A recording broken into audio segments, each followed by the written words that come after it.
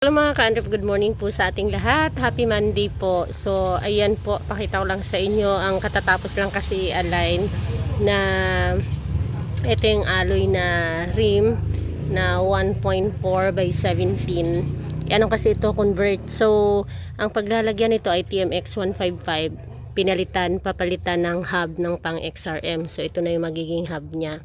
And then magiging disc brake na yung kanyang yung kanyang TMX 155. Ganoon kalimitan kapag halimbawa mga gusto magpa-convert, marami yan dito nagpapagawa kung gusto nilang gawing pang XRM yung kanilang hub, tapos i-rim set nila. So show ko lang sa inyo, pakita ko lang. Ang spoke po na ito ay Yaguso.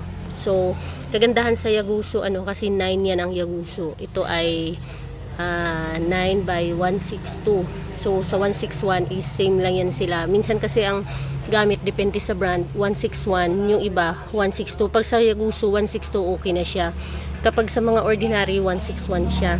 So ang kagandahan kasi ng Yaguso yung kanyang nipple ay mahahaba. Ayan. Sa iba kasi hindi ganito, sa ordinary hindi ganito haba yung nipple niya, at ang thread niyan mahahaba din. So ibig sabihin mas maganda yung kapit ng nipple niya, mas matibay siya compare sa mga ordinary. And then yung yung laki nitong mga spoke mismo, dahil nga 9 siya. So hindi siya oversized as sa 8, hindi rin siya standard na yung sa 10. So tamang-tama yung kanyang laki at napaka perfect talaga niyan sa sa mga rim set, pag naka rim set siya. So ang hub ay XRM front. Ang bearing nga ng kabilaan nito ay 6201 at 6301. Dito banda sa disc ay 6201. Tapos yung kabila niyan ay magiging 6301 yan siya. Dito sa banda dito sa may gearbox. Yan sa kaliwa. Yan, maraming nagpapagawa nito. Kagandahan kasi maganda talaga, ma-forma talaga. Maliban sa forma, matibay itong itong ganitong spoke. Ayan siya. Ganda na.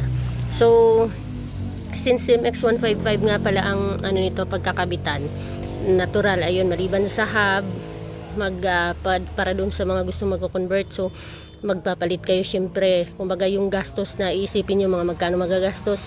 Unang-una, magpapalit kayo sa rim. Kung maliit ang rim nyo, pwede na yun siya. Sa spoke, magpapalit talaga kayo ng spoke. Matic yan.